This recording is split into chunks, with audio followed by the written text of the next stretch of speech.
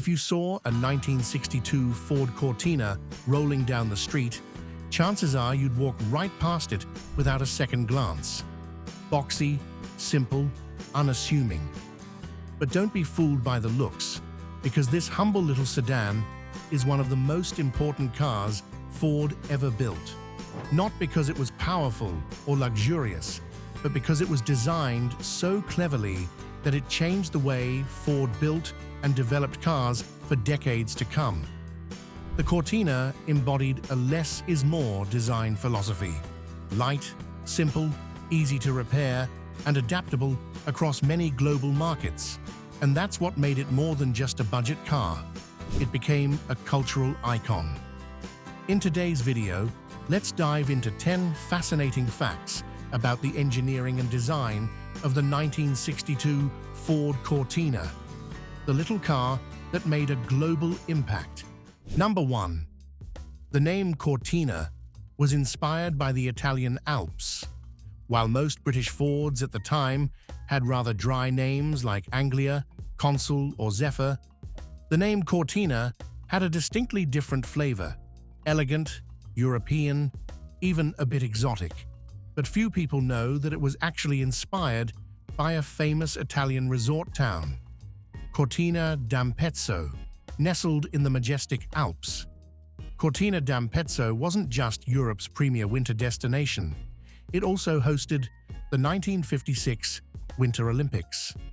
When Ford UK's marketing team searched for a fresh name for their upcoming compact car in the early 1960s, they wanted something that sounded upscale, international, and easy to remember.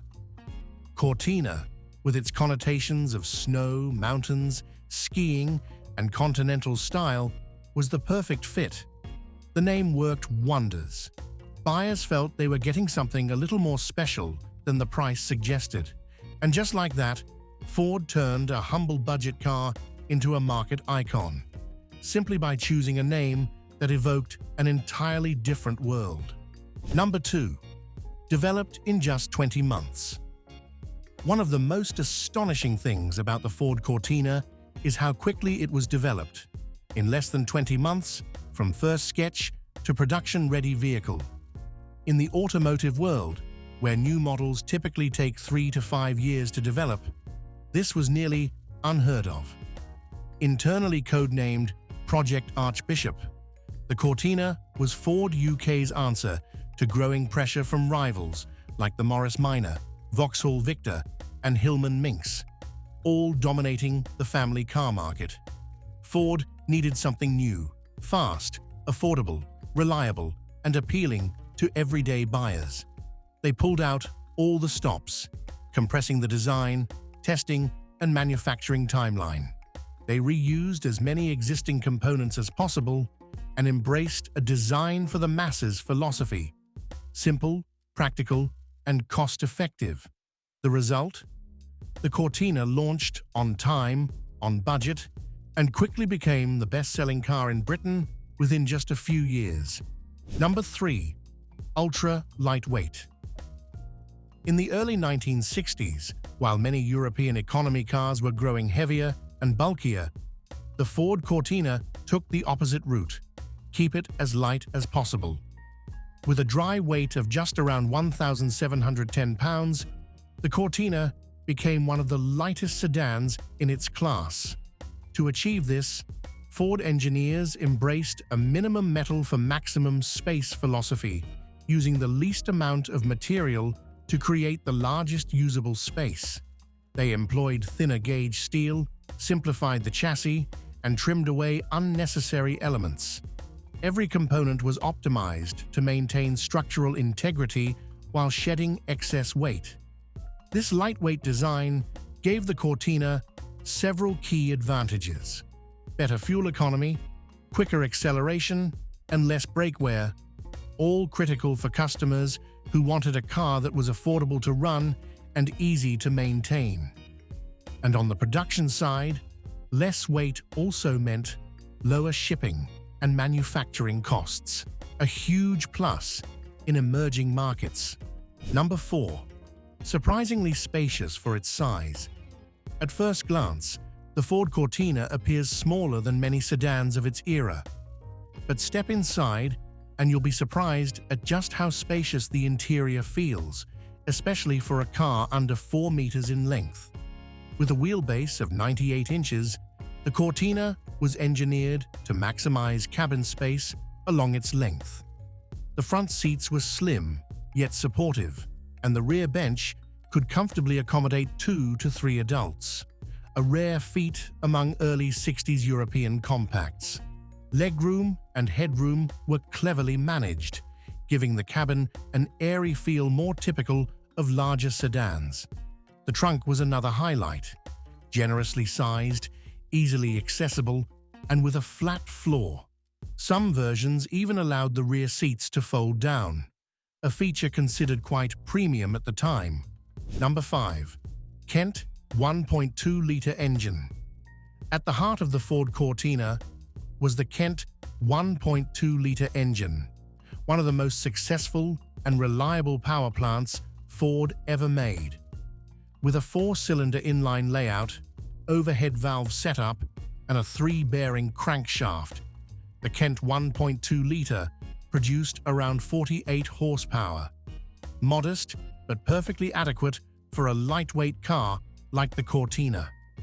What made it special wasn't performance, it was simplicity and serviceability. Everything was easy to reach. Spark plugs, carburetor, belts, all could be replaced quickly, even by amateur mechanics.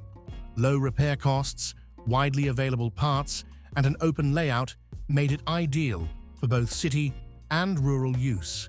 Moreover, the Kent 1.2-liter served as the foundation for more powerful variants, including the 1.3-liter, 1.6-liter, and the legendary Lotus twin-cam 1.6-liter. Over the decades, the Kent engine lived on not just in Cortinas, but in Escorts, Fiestas, Capris, and even race cars. Number 6. Unique chassis design. One of the most distinctive and well-executed features of the 1962 Ford Cortina was its hybrid suspension setup. Independent McPherson strut suspension up front and a solid rear axle with semi-elliptical leaf springs in the back. At the time, McPherson struts were still relatively new in budget cars. This setup improved handling through corners, reduced road vibrations, and provided a more planted feel compared to the traditional double wishbone systems. Ford cleverly integrated it into the Cortina to keep costs down while delivering solid driving dynamics. The rear suspension, however, took a more rugged approach. With leaf springs and a solid axle, it offered simplicity, durability, and load-carrying strength. Perfect for rougher roads or developing markets, including many rural areas in the United States. This blend of modern front suspension with a tried-and-true rear layout gave the Cortina a chassis that was cheap to build, tough to break, and easy to repair, without sacrificing much in ride comfort. It's one of the reasons why the Cortina found success as both a family car and a fleet workhorse across the globe. Number 7. Hybrid braking system. Front discs and rear drums in the early 1960s. Most budget cars in both the UK and the US still relied on drum brakes at all 4 corners. A dated setup with limited stopping power, especially under load or at high speed. But the Ford Cortina, starting from the deluxe trim, introduced a meaningful upgrade. Front disc brakes paired with rear drums, a highly effective hybrid system. The 9-inch front discs gave the Cortina stronger, more stable braking performance, especially during emergency stops or in wet conditions. This was crucial for lightweight cars like the Cortina, which could otherwise lose traction easily with weaker brakes. Meanwhile, drum brakes remained at the rear, a cost-saving choice that made sense, as the rear axle doesn't require as much stopping force. This setup was not only economical, but also far safer than most rival cars of the time.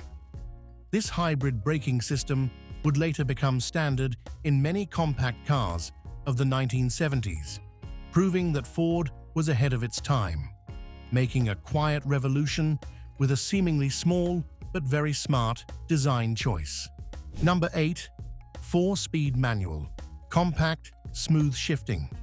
The Ford Cortina came equipped with a 4-speed manual transmission, with the shifter mounted on the floor rather than the steering column, a sporty departure for an economy sedan.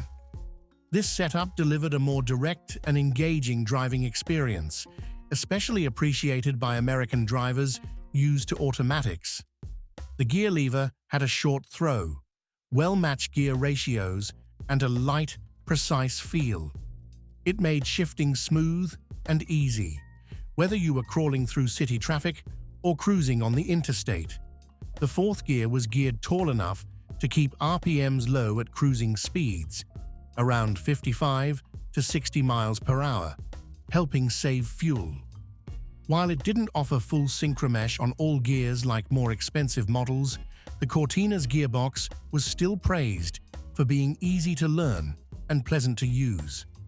Its lightweight design also helped keep the overall curb weight down and freed up space in the cabin. Number 9. Minimalist Dashboard. At a time when many automakers were cramming as many gauges and warning lights as possible into dashboards, the Ford Cortina took a completely different approach. Minimalist, but effective. The Cortina's instrument panel showed only the most essential information, and nothing more. The cluster featured a large central speedometer, a fuel gauge to the right, and basic warning lights for oil pressure, charging system, and engine temperature. There was no tachometer, no clock, and no clutter. This helped reduce driver distraction, manufacturing costs, and long-term maintenance issues. The dash layout itself was clean and simple. A 2-spoke American-style steering wheel, mechanical switches for lights and wipers, and straightforward controls. Some trims included an AM radio, but air conditioning was not available, typical of economy cars of the era. This design philosophy embodied Ford's mindset. The fewer things that can break, the better. And decades later, many Cortina dashboards still work flawlessly, a testament to the durability and logic of keeping things simple. Number 10. Transformed into a legendary touring race car. Though born as an economy sedan, the Ford Cortina quickly rose to become a legend in touring car racing, thanks to its high-performance variant, the Lotus Cortina. This was the result of a collaboration between Ford and the sports car wizards at Lotus, and one of the most dramatic performance transformations in automotive history. Under Colin Chapman's direction, Lotus swapped the 1.2-liter engine for a potent 1.6-liter twin-cam that produced around 105 horsepower, nearly double the base model's output. The rear suspension was upgraded to coil springs, the chassis was reinforced, and the car weighed only about 2,000 pounds. It looked like a Cortina, but it drove like a purpose-built race machine.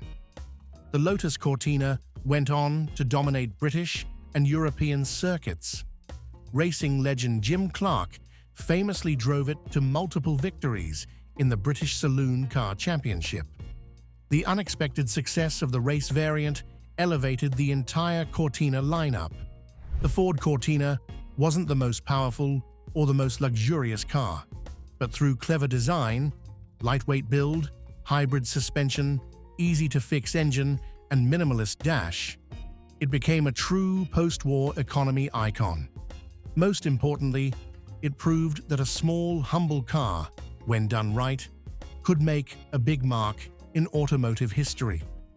From family car to race champion, the Cortina showed that less is more can still win hearts and trophies.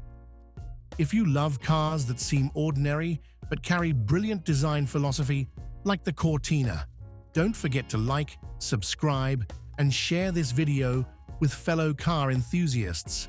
And how about you? Do you have any memories of the Cortina? Drop a comment below. We'd love to hear your story.